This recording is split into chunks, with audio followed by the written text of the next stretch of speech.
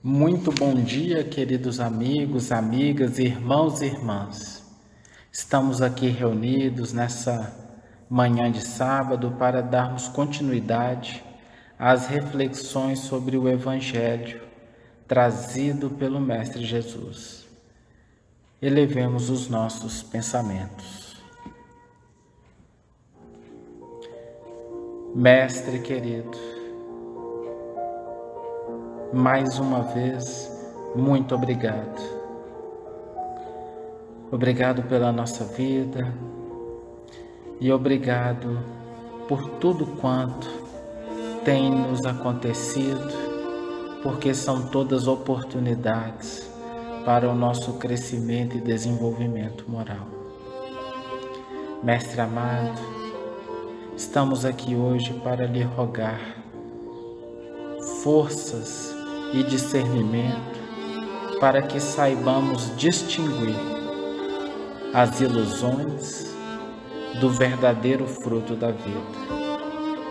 Forças e coragem para que saibamos equilibrar as nossas vontades e desejos, alinhando-as ao caminho divino. Amado Pai, nós sabemos que são muitas as ilusões, muitas as armadilhas na experiência terrena. E nós sabemos também que a porta larga nos faz um convite tentador diariamente. Por isso nós rogamos de Ti a Tua misericórdia, a Tua inspiração, a intuição por meio das equipes maiores, de forma que cada vez mais estejamos atentos e acordados para escolher o caminho da porta estreita, vencendo as nossas más tendências, o homem velho, e pelo esforço, pela renúncia, possamos construir em nós o caminho de paz e de harmonia.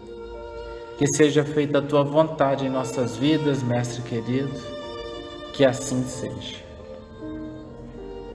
Nós estamos trabalhando ainda o capítulo 21 do Evangelho segundo o Espiritismo e atualmente nós estamos no item 5, Prodígios dos falsos profetas.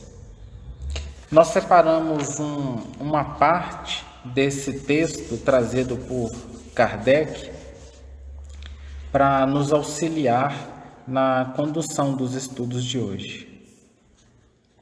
Kardec nos coloca o seguinte: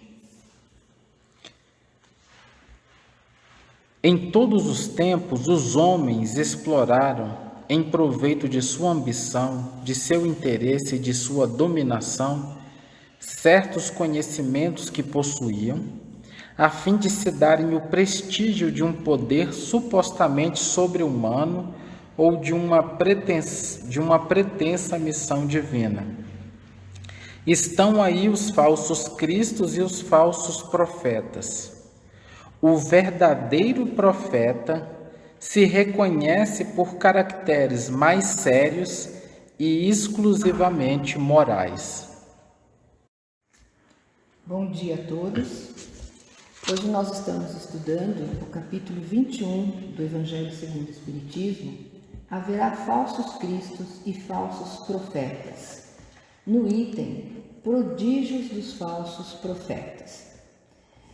E ele faz uma afirmação dizendo o seguinte: levantar-se-ão falsos cristos e falsos profetas, que farão grandes prodígios e coisas espantosas, a ponto de seduzirem, se fosse possível, até mesmo os próprios escolhidos.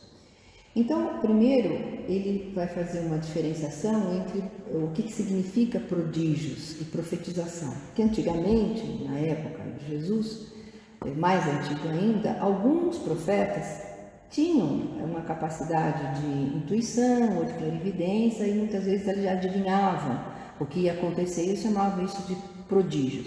Nem todos os profetas têm essa capacidade, mas ficou, como muitos apresentavam isso, ficou meio que subentendido que todo profeta tinha essa capacidade de previsão, de clarividência, essas coisas assim. Então, por isso que chamam de prodígios.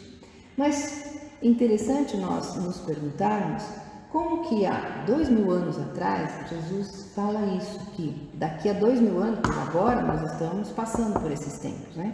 Então, como que ele sabia que dali a 2000 anos ainda haveriam falsos profetas? Como que ele fala isso, né? Eu penso que para a gente poder entender essa questão, nós temos que nos reportar a quem nós somos, a nos lembrar quem nós somos. Quem nós somos? Por que nós estamos aqui no planeta Terra? Dentro da literatura espírita, tem um livro muito famoso, muito importante, e recomenda-se que todo mundo leia esse livro, porque é muito importante, vai logo nas origens, né? Que chama Exilados de Capela. Nesse livro, o autor conta, autor espiritual, né? Psicografado, ele conta a história de um planeta onde os habitantes desse planeta atingiram um alto grau de civilização. Eles evoluíram dentro de si mesmo, né? E em termos de civilização, atingiram um alto grau de harmonia, de alegria, de felicidade. Conseguiram entender que felicidade, ser feliz é fazer os outros felizes. E tudo que corresponde, tudo que é necessário para que isso aconteça. Acontece que dentro dessa população, 20% dessa população não atingiu esse grau de evolução suficiente para ter uma civilização harmônica, harmonizada, feliz, né?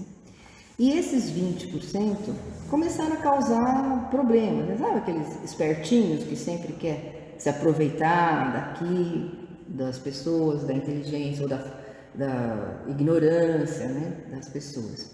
E esses 20% não dava para acompanhar os outros 80%.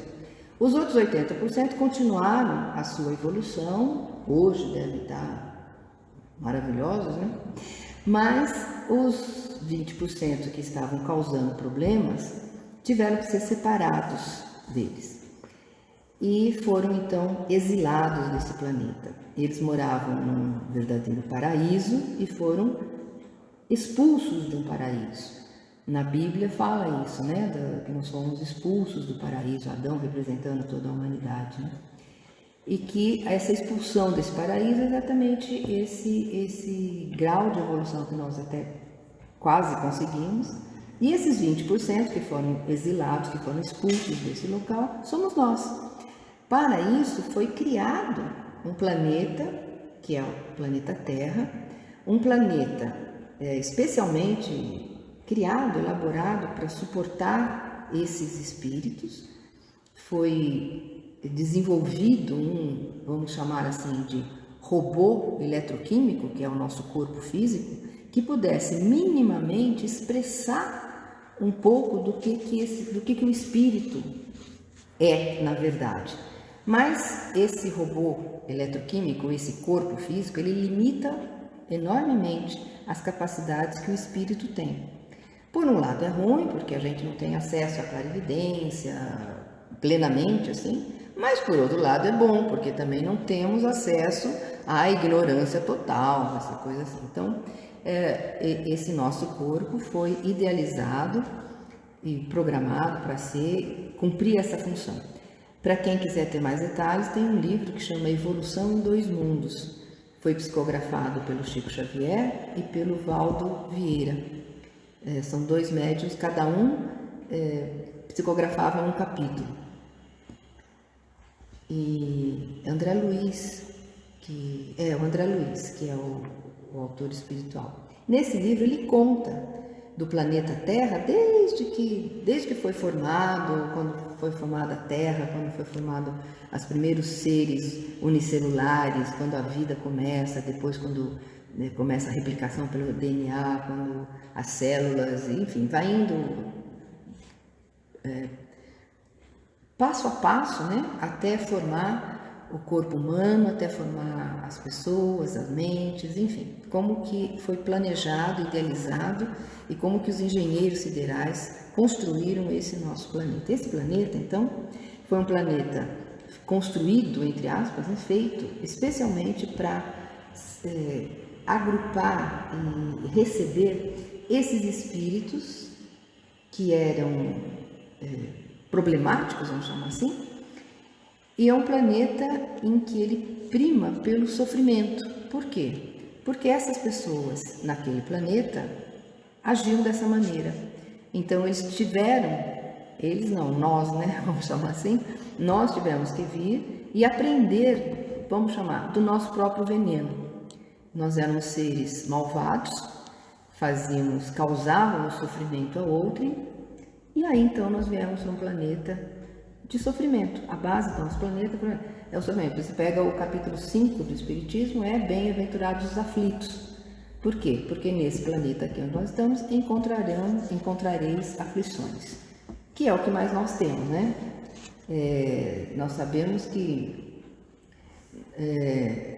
por ser um planeta de sofrimento, as oportunidades que nós temos de falhar no nosso propósito são imensas, né? É muito fácil a gente cair em tentações, né?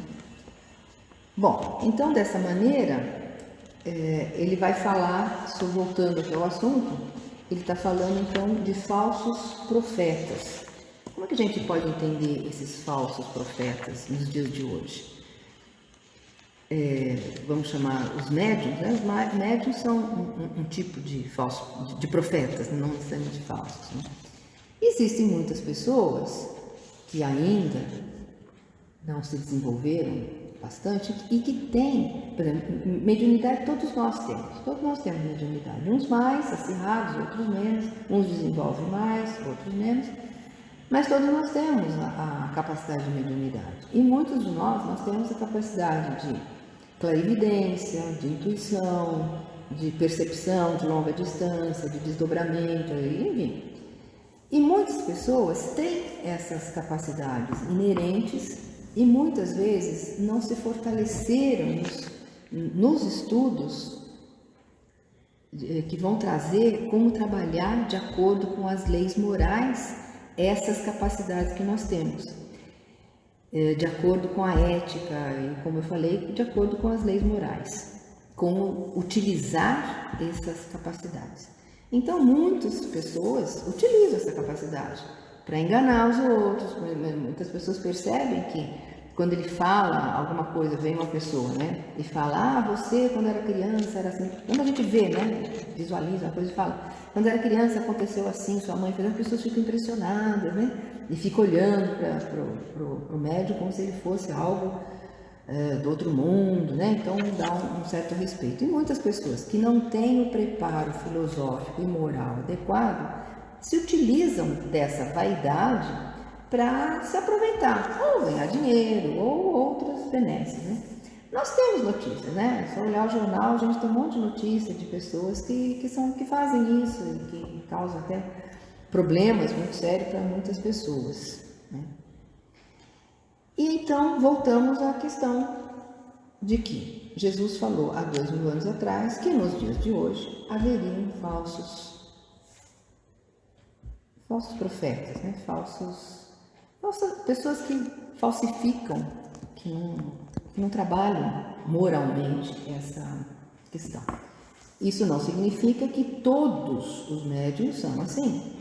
Pelo contrário, a grande maioria das pessoas que trabalham com mediunidade são pessoas ligadas ao espiritismo, aos estudos do espiritismo e presos, né, vamos chamar assim, a essas leis morais. Bom, como nós podemos identificar os falsos profetas e os não falsos profetas? Pelas obras dessas pessoas. Se essas pessoas se a obra dessas pessoas são obras de cunho moral, de ética, então nós sabemos que nós estamos diante de pessoas elevadas. Ao contrário, seria o que nós estamos chamando de falsos profetas, né? Mas veja, que é importante falar, não são só os falsos profetas. No mundo de hoje existem também falsos professores, falsos encanadores, falsos entregadores de pizza, falsos trocadores de pneu, etc. Por quê? Porque a nossa natureza, só recordando, a nossa natureza é de tecidos exilados de um planeta onde 80% da população conseguiu um alto grau de evolução. Nós não conseguimos e tivemos que vir começar tudo de novo num planeta de sofrimento para aprender a reconquistar uma etapa que nós até estava facinho, né? Estava fácil para a gente fazer. E ainda, então, estamos decorridos 2000 anos que estamos ainda desenvolvendo a evolução própria dentro de nós mesmos, né? Então, é isso. Então, nós não só vamos encontrar, né, como eu brinquei aí atrás, não só vamos encontrar falsos profetas, como vamos encontrar falsos entregadores de pizza, trocador de pneu, encanador, professor, etc. Né? Profeta é todo aquele que professa algo. Vamos partir desse princípio. E nós temos muitas pessoas que dizem que professam que fazem algo, mas que é só uma palavra morta. O que elas dizem não representam o que elas são, nem tampouco o que elas fazem. É aquele velho ditado, né? Faça o que eu falo, mas não faça o que eu faço.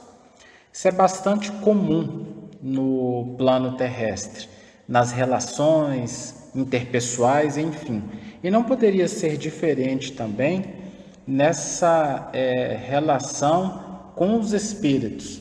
Da mesma forma que nós temos irmãos desencarnados evoluídos, nós também os temos com um grau de evolução menor, que tendem a essas ações de zombaria, de ilusão e tudo mais.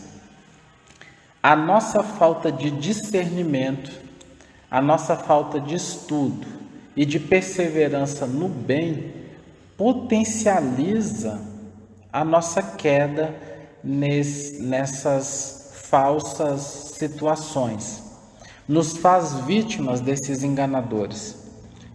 Ou seja, grande parte dessas decepções que sofremos no convívio com os falsos é responsabilidade nossa, porque nós é quem decidimos fugir desse entendimento da verdade, que é a vivência plena do Evangelho. E também nós escolhemos o reino das aparências. É mais fácil transformar o exterior do que mudar o interior. Mas precisamos aqui caracterizar e refletir que existem indivíduos que são extremamente hábeis em criar uma realidade ilusória. Existem indivíduos que conseguem manipular milhares, milhões de pessoas. Eles projetam uma personalidade e são tão perspicazes, tão detalhistas e tão envolvidos que eles chegam ao ponto de acreditar naquilo que eles estão projetando também. Isso também não é raro. E aí, diante de tudo isso, eu queria trazer aqui uma história. Está no livro A Vida Escreve, né? Foi psicografado pelo Chico. O espírito responsável por essa história é Hilário Silva. Está no capítulo 21 e ele intitula de A Fala de Cada Um. Eu trouxe essa questão da fala porque a fala é muito significativa. Ela passa a representar a nossa essência. Se nós estivermos atentos, nós vamos perceber a realidade de cada um. A realidade de cada um, nós vamos conseguir situar nos seus atos e muitas vezes também na forma como as pessoas falam. E todo esse capítulo do Evangelho, né, ele fala a questão dos frutos, que a árvore boa não dá fruto mau. Então, aquelas pessoas que de repente têm uma atitude desequilibrada, uma fala discriminatória, uma fala um pouco desalinhada, e elas passam a dizer, não, foi sem querer. A árvore boa não dá fruto mau. Se a árvore realmente é boa, não existem frutos ruins sem querer. Na verdade, o que acontece é que, num lapso ali de invigilância, brota a realidade da essência. Vem o verdadeiro fruto. E aí essa história bem interessante, até engraçada, ela nos convida para essa reflexão e para a gente olhar para dentro da gente mesmo e para a gente também se fazer essa pergunta: quem eu sou? Porque nós criamos tantos personagens ao longo das encarnações, às vezes até numa única existência eu tenho o personagem do trabalho, o personagem do templo religioso, a persona dentro de casa, o personagem que vai quando está dirigindo um carro. A gente se perde, mas quem nós somos? Qual realmente é a nossa essência? Muitos de nós ainda não estamos em contato com a realidade do que somos. Nós também enganamos as pessoas. Nós também somos esses falsos profetas nos relacionamentos, como pais, como filhos, como empregados, como chefes. Porque nós passamos a agir sem contato com aquilo que sentimos e vamos criando expectativas ilusórias nas pessoas. Nós ainda temos muito forte essa tendência de sedução, de querermos ser amados, de querer buscar essa admiração do outro. Então, por conta disso, a gente cria um personagem servil, um personagem amoroso, um personagem alegre, e ficamos nessa vibração da falsidade. Jesus, quando traz todas essas reflexões, esse texto do Kardec, nós precisamos sempre trazer para a prática do nosso dia a dia. Em quais momentos eu ajo com falsidade? Em quais momentos eu estou desconectado daquilo que sinto? Não é que nós vamos sair por aí agindo de maneira grosseira, sem educação, mas a questão-chave nós estamos há tanto tempo repetindo alguns comportamentos que nós já achamos que somos isso que repetimos. E estamos esquecendo de olhar para aquilo que sentimos. Precisamos continuar com as atitudes educadas, com as atitudes polidas. Precisamos controlar os nossos impulsos negativos. Mas precisamos também entrar dentro de nós e sentir o que vibra em nosso coração. Em ter coragem de reconhecer, estou agindo assim, com educação, mas o meu verdadeiro sentimento é esse. Esse movimento, ele é mais do que necessário. É condição essencial para a transição. É o contato com a gente mesmo. Quem sou? Quem realmente sou? Nós precisamos de sair dessa sintonia da falsidade.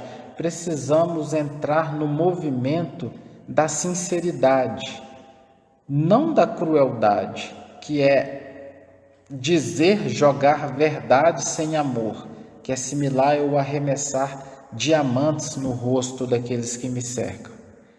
É a sinceridade com amor, a fraternidade, onde eu me posiciono e tenho a humildade de apresentar também as minhas limitações, de ser o que sou, de deixar com bastante clareza aquilo que sou, de maneira que eu não engane ninguém ao meu redor.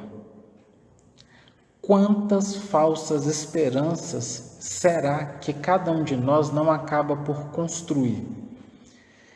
E essas falsas esperanças que nós construímos nos outros, no nosso afã, na nossa vontade de sermos colocados no palco do centro das atenções, esses heróis que nós construímos, depois eles se tornam um peso exageradamente mortal para cada um de nós, porque nós não temos os recursos para sustentar essa imagem que criamos.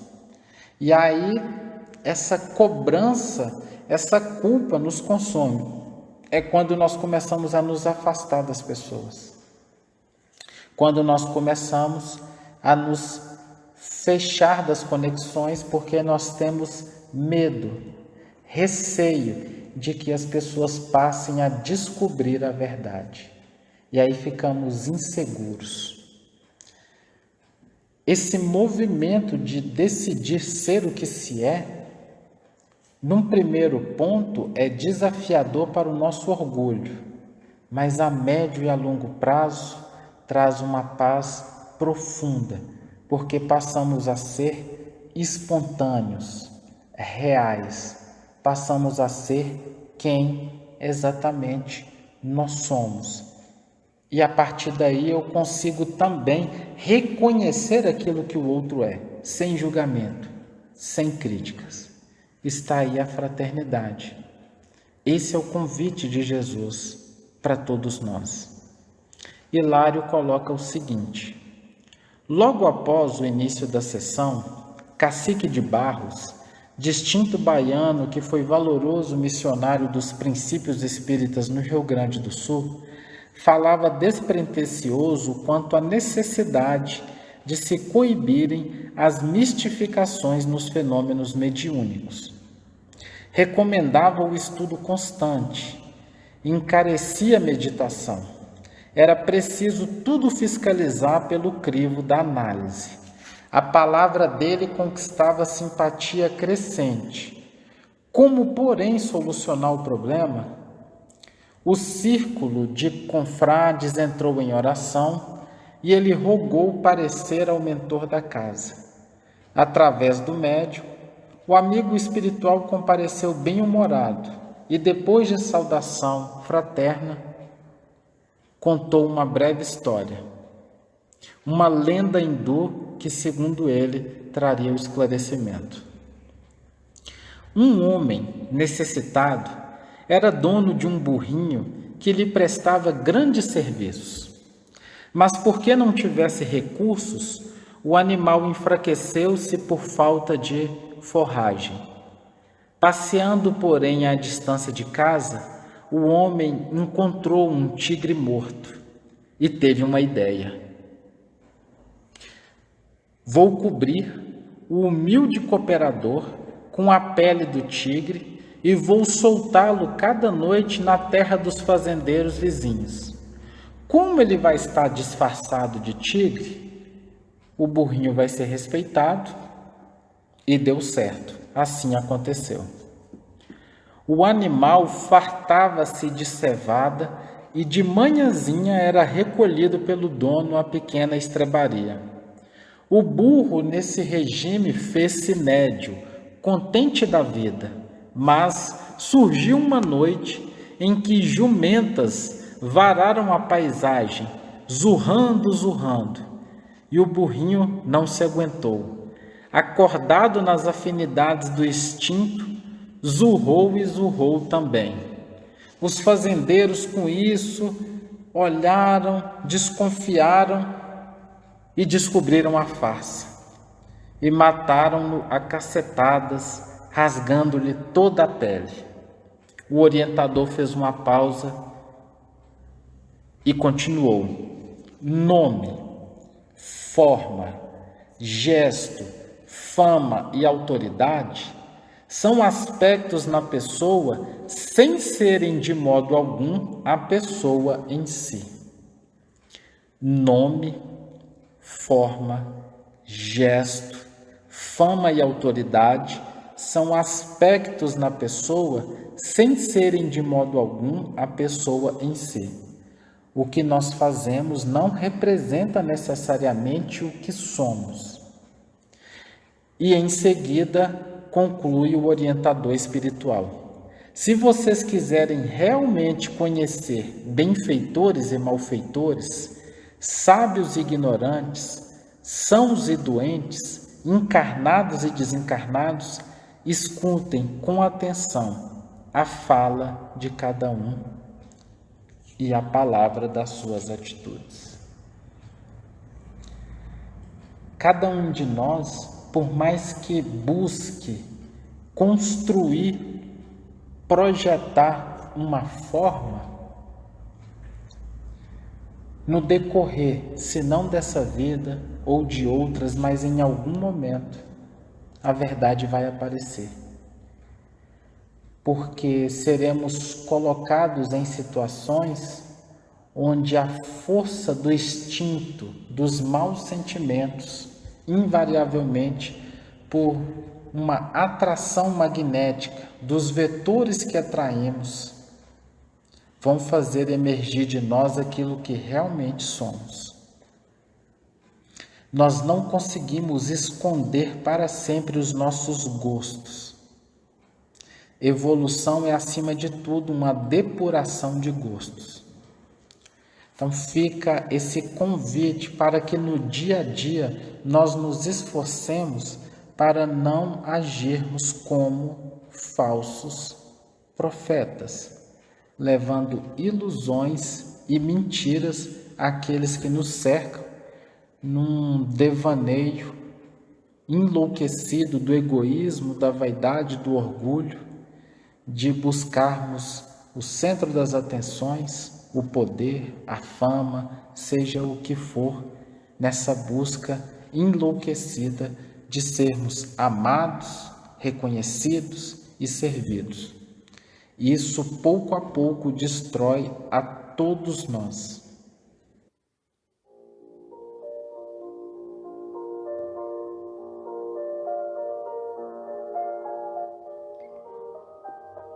Amado Mestre, nós agradecemos profundamente por esse momento de reflexão. Pedimos a sua companhia, sua proteção, sua ajuda em cada momento de nossa vida. Que nós possamos sempre pensar no que nós estamos fazendo, pensar nas nossas ações, raciocinar, para que nossos atos não sejam automáticos, não sejam impensados, para que a nossa ação seja condizente com o nosso esforço de nos melhorarmos dia a dia, para que, mais breve, possamos estar num mundo de regeneração, num mundo feliz, estarmos vivendo em paz e estarmos irradiando a paz para todas as pessoas ao nosso redor e possamos assim influenciar e ajudar mais pessoas a encontrar a paz. Que assim seja.